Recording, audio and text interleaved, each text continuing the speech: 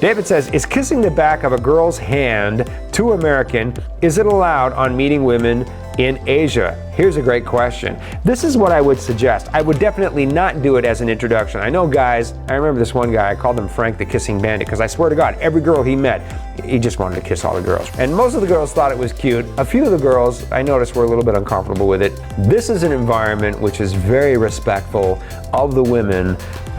Believe me, we will go completely out of our way to make sure the women are comfortable, treated with a great deal of respect, given a good time.